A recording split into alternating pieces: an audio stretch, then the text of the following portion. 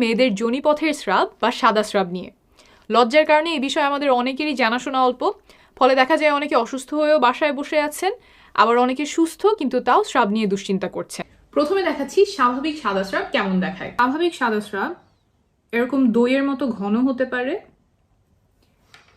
তার চেয়ে পাতলা হতে পারে, কিছুটা এরকম, একদম দুধ বা পানির মতো পাতলা হতে পারে, মিশে যাচ্ছে। আবার ডিমের সাদা অংশের মতো কিছুটা জেলির মতো এরকম হতে পারে। এরকম যখন স্রাব যায় তখন দেখতে পারেন যে অনেক সময় স্রাবটা অনেকটুকু টানলেও ভাঙে না, কিছুটা এরকম। তাহলে এখানে দেখলেন যে স্রাব কেমন ঘন হতে পারে। এখন বলি রং কেমন হতে পারে। এইখানে কি কি রং দেখলেন? দুইটা রং দেখেছেন। প্রথম তিনটা ছিল সাদা, আর তারপরেটা ছিল স্বচ্ছ বা কোনো রং নাই, যে ডিমের সাদা অংশের মতো। তো এই সবগুলোই হচ্ছে স্বাভাবিক রঙের স্রাব। এক একজনের এক এক পরিমাণে যেতে পারে।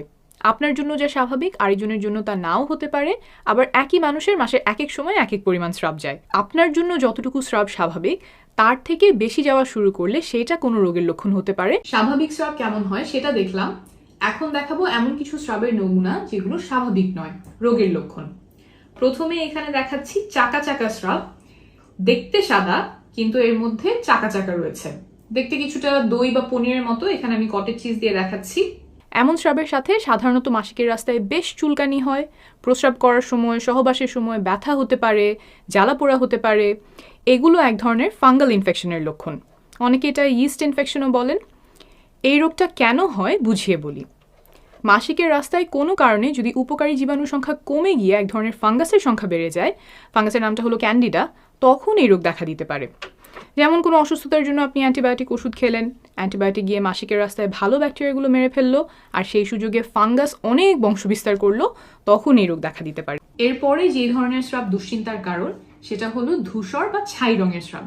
আমি একটু দেখাই কেমন হতে পারে সেই রংটা। কিছুটা এইরকম স্রাব। এই ছাই রঙের স্রাব আনতে আমি কফি, ফুড কালার এবং দই ব্যবহার করেছি।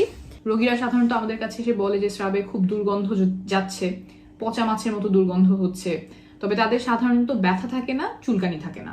এই রোগটা কেন হয়? যোনিপথে যেসব ব্যাকটেরিয়া থাকে তাদের মধ্যে যদি কোনো কারণে অনেক অদল বদল হয়, যোনিপথের স্বাভাবিক পরিবেশ নষ্ট হয়ে যায়, তখন এই রোগ দেখা দিতে পারে। এরপরে যে স্রাবটা শঙ্কার কারণ সেটা হলো সবুজ রঙের স্রাব। আমি একটু প্যাডে ঢেলে দেখাই যে কিরকম হতে পারে। কিছুটা এইরকম সবুজ রঙের স্রাব যেতে পারে। এই সবুজ রংটা আনতে আমি লাইম ইয়োগার্ট, দুধ এবং ফুড কালারের সাহায্য নিয়েছি। এরকম সবুজ রঙের স্রাব গনোরিয়া রোগে দেখা যেতে পারে। এর সাথে রোগীরা অনেকেই বলে যে তলপেটে ব্যথা হচ্ছে, প্রস্রাবের রাস্তায় জ্বালাপোড়া হয় কারো কারো। এই রোগের ব্যাপারে একটু সাবধান, কারণ চিকিৎসা না হলে জরায়ুতে ছড়িয়ে পরবর্তীতে বাচ্চা নিতে সমস্যা তৈরি করতে পারে। গনোরিয়া রোগে স্রাবের রং সবুজ না হয়ে হলুদও হতে পারে। আমি একটু প্যাডে দেখাচ্ছি। এরকম হলুদ হতে পারে, এর চেয়ে হালকা গাঢ় হতে পারে। ঠিক আছে, এই গেল গনোরিয়া। এরপরে যে স্রাবটা দেখাবো সেটা হচ্ছে সবুজের সাথে হলুদ মেশানো এমন রঙের স্রাব। আমি একটু প্যাডে ভিজিয়ে দেখাই। স্রাবটা দেখতে কিছুটা এরকম। ট্রিকোমোনাসিস নামের একটা রোগে এরকম স্রাব দেখা যায়। স্রাব পাতলা হতে পারে, ঘন হতে পারে, ফেনার মতো হতে পারে।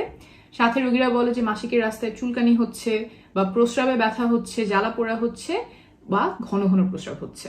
মাসিকের শেষের দিকে কালচে স্রাব যেতে পারে। মাসিক ছাড়া যদি রক্ত যায় বা লাল স্রাব ভাঙে। স্বাভাবিক কিছু কারণে এমন হতে পারে, আবার জরায়ু মুখের ক্যান্সারের কারণেও হতে পারে মাসিক বন্ধ হয়ে যাওয়ার পরে।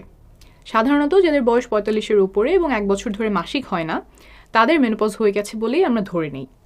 এর পরে অর্থাৎ মেনোপজের পরে বা মাসিক বন্ধ হয়ে যাওয়ার পরে কোনো ধরনের রক্ত যাওয়া, যদি সেটা একবারের জন্যও হয়, খুব সামান্য পরিমাণেও হয়, রক্তের মতো দেখতে নাও হয়, গোলাপি হয়, কালচে হয় বা বাদামি হয়, তাও চিকিৎসকের কাছে যাবেন, কারণ এটা জরায়ু ক্যান্সারের লক্ষণ হতে পারে। যদি ক্যান্সার হয়ে থাকে তাহলে যত দ্রুত ধরা যায় তত ভালোভাবে তার চিকিৎসা করা যায়।